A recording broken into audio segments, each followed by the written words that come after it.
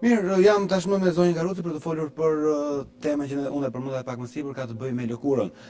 Një lëkurë e shëndetshme, tregon edhe shëndetin e personit brenda? Patjetër që po, sepse kur ne jemi të shëndetshëm, jemi mirë, jemi të qetë shpirtërisht, këto e pasqyron shumë mirë dhe lëkura jonë.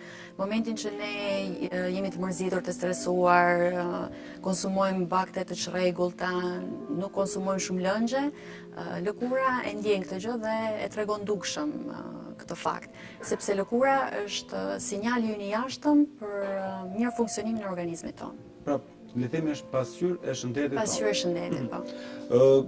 Për të pasur një lëkurë të shëndetshme, çfarë do të kemi kujdes në ushqim? Përveç lëngjeve që janë shumë të rëndësishme për hidratimin e lëkurës. Ju themi lëngje janë të gjitha llojet e lëngjeve apo vetëm uji dhe lëngjet. Sepse ujin e kam dëgjuar që është. Po, të gjitha lëngjet për hidratimin e lëkurës janë shumë të rëndësishëm. Ka dhe shumë produkte ushqimore të cilët ndihmojnë për një lëkurë sa më radiante, për të parandaluar plakjen e parakoshme. Mund të përmend disa nga ato produkte që gjithmonë janë në shtëpitë tona. Për shembull, spinaçi është i pasur me antioksidant që quhen luteina dhe bëjnë që të kemi përveç që na përmirësojnë shikimin, ndihmojnë dhe për elasticitetin e lëkurës, duke Spinaçi, po. Pak a shumë të gjithë perimet me gjethe jeshile janë të pasura me vitaminën A dhe C, të cilën ndihmojnë në riparimin e muareve të kapilarëve. Gjithsesi tek pjesa e spinaqit, është mirë që spinaqi të hahet si sallatë apo duhet të zier? Duhet zier shumë pak. Sepse ka dalë në modë që në modë tani që e bëjnë edhe sallatë pa e zier fare. Edhe sallatë, domethënë përpunimi është shumë i shishëm dhe i marrin vlerat 100%. Kështu që duhet përpunohen sa më pak të gjitha produktet. Një produkt tjetër shumë i mirë është hudhra, që mbase nuk është në atë listën e preferuar të ushqimeve, por që për aromën e saj, por që për para shëndet tash aroma do të megjithatë në qoftë se kam dëgjuar, nuk e di a është vërtet kjo pjesa, nëse konsumon hudhër, po të konsumosh pak majdanoz mbrapa, sigurisht eliminohet. Ta largon. Varet. Gjithsesi ta provojmë. E provojmë. Po flisja për hudhërën si produkt, sidomos nga herboristët, mbahet si një antibiotik natyral dhe ka vekti antibakteriale, pastron gjakun, rrit imunitetin e trupit, gjithashtu përdoret dhe në kurën për aknet. Produkt tjetër shumë i mirë është kosi, është një hidratues shumë i mirë për lëkurën e trupit, gjithashtu edhe për organizmin favorizon shumë rregullon florën intestinale të trupit tonë. Po t'i bashkojmë dhe pak fruta pyllit, bëhet një produkt edhe më i mirë sepse frutat e pyllit janë antioksidant. Pra kos me fruta pyllit bashkë. Po, dhe ndihmojnë në atë parandalimin e plakjes së parakoshme, duke luftuar kështu radikalet e lirë të qelizat e trupit tonë. Tani ishim tek pjesa e hudhrës. Hudhra duhet ngrënë kështu siç është apo kur gatohet me ushqime? Jo, edhe kështu siç është. Është shumë e mirë. Tamam si ilaç. Okej, është gjë e mirë. Ndërkohë te lëngjet, tham që janë të gjitha lëngjet. Duhet të jenë lëngjet e konservuara apo lëngje natyral të shtrydhur apo lëngjet me gaz? Jo, të gazuarat nuk bën fare mirë. As për një regjim ushqimor të shëndetshëm, as kur flasim për një pjesë për të dobësuar, domethënë. Duhet t'i konsumojmë shumë, të shtrydhura janë shumë të mira, kështu që ja marrim të gjithë vlerat. Edhe avokado është shumë i mirë, pavarësisht mbase nuk e përdorim shumë si produkt, por që nuk është se është futur shumë ka për të pasur, ka për të pasur, por që unë këshilloj që të paktën një herë në javë ta hedhim në sallatën tonë, ca pela avokado, sepse është i pasur me omega 3, rrit elasticitetin e lëkurës, rrit prodhimin, po një të vogël. Një javë ishte mirë. Rrit elasticitetin e lëkurës, është i pasur me vitaminë E, rrit prodhimin e kolagjenit, ndihmon shumë dhe në kurën, nëse flasim për lëkurën, ndihmon shumë në kurën e akneve dhe psoriazit. Kështu që është një produkt shumë i mirë. Ndërkohë, vetëm duke ushqyer apo do ti vendosësh në për lëkurë? Po ka dhe vajra. Ndërkohë te kjo pjesa e ushqimit, kur duhet t'i konsumojmë, për shembull, kosi me fruta, perimet? Po, zakonisht për shembull kosi përdoret ose në mëngjes ose edhe si bakti ndërmjetëm. Spinaqin edhe në mbrëmje. Spinaçi, perimet përdoren edhe në drekë edhe në darkë, kështu që sipas dëshirës të konsumatorit. Ndërkohë, duke konsumuar këto, duhet të heqim gjërat të cilat janë të dëmshme për lëkurën. Kush janë ato ushqime të cilët ne na i dëmtojnë lëkurën, nëse konsumojmë saci të mëdha. Më shumë flasim për produkte që kanë shumë yndyrë. Ato nuk na bëjnë mirë as për lëkurën dhe as për organizmin tonë. Dhe ato duhen eliminuar. Po. Për shembull, mishi i derrit, që ka shumë yndyrë. Shishëm është ai kur. Domethënë janë produkte të tilla që kanë masë yndyrore të lartë. Janë të shijshme, por që duhet të përbohemi pak. Okej, duhet ta ndash mundin ose të kesh lëkurë të mirë ose do të kesh atë idenë e shijes, domethënë do të kënaqesh shijen tënde. Gjithsesi, ne prandaj kemi folur edhe në pjesën më përpara, ose ditë më përpara në emision, që mënyra se si të ushqesh është shumë e rëndësishme, është kulturë tashmë. Po gjumi është i rëndësishëm. Gjumi është aleat shumë i mirë i shëndetit dhe gjithashtu i lëkurës tonë, sepse një gjumë i rahatshëm na bën që të ndjehemi sa më mirë, na zgjat jetën, na rrit atë kreativitetin, përmirëson memorien, eliminon stresin, na bën që të jetojmë jetën sa më mirë dhe për të dukur sa më mirë. Ndërkohë, te kjo pjesa e gjumës, sa orë duhet flem që ti kemi për pasur një lëkurë shëndetshme? Sipas studimeve nuk duhet kalojë më shumë se 7 orë e gjysmë. Sepse pastaj, domethënë ato ekstreme nuk janë asnjëherë të mira. As nuk bëjmë mirë po të flejmë më pak, as nuk bëjmë mirë po të flejmë më shumë. Ka ndonjë ushqim i cili duhet konsumuar në darkë dhe të ndihmon për të pasur një gjumë të rahatshëm? Që as mos hash shumë rënd, por zakonisht përdoren çajrat për të pasur një natë sa më qetë, janë çajrat sedative apo qetësuese, domethënë që të kemi një gjumë sa më të rehatshëm. Dhe kam dëgjuar të shpesh që për shembull ke takime shumë të rëndësishme, sikur të flesh 20 ose 30 minuta para se të nisesh për takim, ke një shkëlqim në fytyrë nga lëkurës. Është e vërtetë. Ndërkohë, stresi dhe lëkura, si kanë raportet me njëra tjetrën?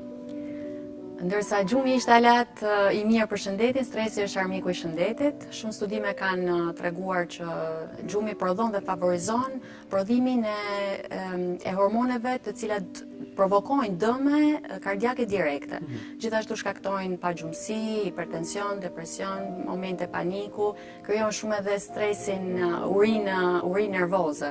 Kështu që duke i referuar asaj çfarë thamë më parë, gjithçka që ndodh organizmit ton pasqyrohet pastaj edhe tek lëkura jonë. Pra duhet ka ushqime të cilët ta paksoj stresin? Në një moment stresi mbase po tash çik çokoladë fondente, çokoladë e zezë, sikur 5 gram, 10 gram, mbase të rrit pak atë. Kjo dhe shumë i përgjithë aty kanë probleme dhe kjo pjesa e stresit dhe çokolada e zezë. Po kalori, ka shumë çokoladë e zezë? Jo, domethënë mbahet në atë.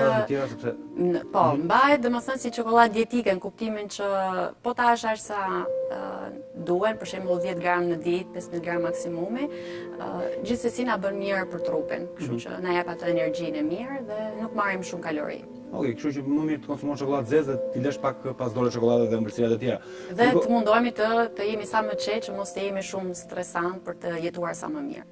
Ndërkohë, dieta dhe lëkura, shpesh kur njerëzit të mbajnë dieta ose dieta ekstreme që ne thamë nuk janë shumë të këshillueshme, përsojnë atë rënien në peshë dhe fillon trupi të ketë probleme lëkurat, fillon të kenë ato strijat. Si mund të eliminojmë këtë pjesën? Është e pashmangshme që për shembull një bel nga 120 cm të shkojë në 80 cm apo një fytyrë shumë e mbushur të kthehet në konturet normale dhe lëkura të mos ndjej asnjë gjë. Por që në gjithë botën, qendrat e serioze të dobësimit e kombinojnë dobësimin me produkte specifike, trajtime për të reduktuar në maksimum rënien apo plakjen e lëkurës. Ndërkohë edhe këtu të ndodhin këto? Ka qendra të tilla të cilët e bëjnë këto kombinim me produktet e mirëfillta specifike për dobësimin. Kështu vetë nuk mund ta bëjmë shumë, nëse ne na jep dietologja një lloj diete, ne fillojmë të mbajmë atë dietë dhe pastaj të kemi edhe një fytyrë dhe një trup, domethënë mos kemi ato shenjat që ngelin pas dobësimit kur jeni pesh shumë të madhe. Kjo duhet jetë një kulturë që secili nga ne e ka, domethënë ideja është ti dalesh përpara së keqes me solucione të ndryshme, me kremra apo me vajra, pastaj varet se secili nga ne Po që është e rëndësishme që të dyja të shkojnë paralel. Është e rëndësishme, po, të shkojnë paralel, po. Për ata që kanë, le të themi, masa ekstreme, sepse për një njerëz i cili humb 5 ose 10 kg, nuk besoj se i krijon këto probleme. Tani varet shumë dhe te elasticiteti i lëkurës që ka çdo person, sepse ka persona që edhe pse shtojnë shumë në peshë dhe pastaj dobësohen, nuk kanë asnjë strehje, lëkura shkon në vend. Persona që kanë pak elasticitet kanë predispozicionin që Nëse ky problem ndodh edhe te grashat zanë, ose po, lindjen, shumë, më shumë në gjatë lindjeve, domethënë, gjatë shtatzanis. Krijojnë këto probleme. Krijojnë këto probleme, po. Ka për shumë ushqime të cilat ti mund t'i konsumosh dhe të mos i kesh këto probleme, apo nuk ka të bëj shumë lidhje me ushqimin kjo pjesë? Ka të bëj për shembull si thash me avokadon që rrit elasticitetin e lëkurës sepse duke pasur shumë vitaminë E, ndoshta gratë kur janë do të konsumojnë sa më shumë. duhet konsumojnë ushqime të tilla që rrisin edhe elasticitetin e lëkurës, po. Që këto ishin avokado, tjetër kush? Avokado, spinaçi ishte. Janë të vjeta që rrisin elasticitetin e lëkurës. Po si mund ta kuptojmë që kemi një lëkurë apo elastike? Tani, lëkura duhet të ushqehet që nga brenda organizmit. Domethënë, nëse ne ushqemi mirë, dhe lëkura jonë do jetë kompakte. Nëse ne ushqemi keq, përdorim shumë junk food, që janë ushqimet me super kalori, por në fakt me zero vlera ushqyese, edhe lëkura jonë do humba të ngjyrën, elasticitetin, shkëlqimin, nuk do jetë më kompakte dhe si rrjedhoj mund të krijojë o plagë të parakoshme ose strehjat apo Ndërkohë, nëse ne kemi një lëkurë, një trup, domethënë, të shëndosh dhe biem menjëherë. Ky i krijon problem lëkurës, sepse kur ke një rënje graduale, ndoshta edhe lëkura ka më të thjeshtë për të shkuar në vendin e tij. Dhe si mund ta eliminojmë këtë pjesë? Tani, rënja... Ne thamë, nuk është e rënja me një herë, ne thamë që herën tjetër që nuk është, sidomos sepse provokon atë plakin e parakoshme të epidermës. Gjithashtu bën një disekuilibër të funksioneve të trupit dhe të florës intestinale. Gjithashtu dietat drastike dëmtojnë shumë dhe masën e muskulaturës. Domethënë, për shembull bjellafi, nëse po ndjekim një dietë e cila na premton që do humbasim për një javë 6 kg apo 7 kg. Ky është problem. Është shumë problem sepse edhe nëse i humbim, po të bëhet analiza trupore, do shikohet se masa yndyrore nuk është prekur fare, domethënë këto kilogram janë marrë vetëm nga masa muskulare dhe likide. Dhe në fakt, të bën këto dieta drastike javore ose mujore nuk është se humb. Yndyra preket shumë pak. Kështu që dhe sidomos rënja menjëhershme në peshë krijon atë fenomenin e stresit oksidativ, që është përgjegjës për një shpërthim të radikaleve të lirë në qelizat e trupit tonë, dhe në këtë rast duhet që të bërë një furnizim të antioksidantëve dhe një ristabilizim të proteinave, lipideve dhe sheqerit. Si mund ta bëjmë këtë? Duke konsumuar, duke mos bërë dietë drastike, pra duke konsumuar. Nëse ne kemi bërë dietë drastike, kemi arritur në këtë gjendje që ne thamë çfarë duhet bërë për ta rikuperuar trupi, që dhe peshën mos e marrin, po dhe këto gjëra ti fillojmë ti rikuperojmë. Çfarë duhet të ushqejmë? Duhet të ndjekim një regjim ushqimor. Ajo që thash dhe herën tjetër, duhet të konsumojmë çdo produkt nga pak, me aq kalori sa na duan. Sepse ka shumë që thonë po dobësohem dhe nuk do ha fare karbohidrate, kam lënë bukën, pastën, orizin. Por në fakt karbohidratet na duan dhe për muskulaturën e trupit, kështu që nuk mund t'i eliminojmë kurrë. Pra çdo gjë duhet të jetë kontrolluar. Me ato sa si ke, çfarë duhet të ndjekësh. Nëse një njeri mendon, po i humb këto 10 kg ose 15 kg për një muaj, dhe pastaj po filloj atë trajtimin ushqimor, sepse regjimin ushqimor, sepse duhet i humbë këto shpejt i keq. Filloj, është normale kjo? Nuk është normale, sepse dhe metabolizmi mund të bllokohet. Nga që ideja edhe e regjimit ushqimor është që të mësoj dhe metabolizmi një herë e mirë me këtë të ushqyer. Në momentin që ti jep një herë një dietë drastike, një herë një dietë normale, prapë është problem.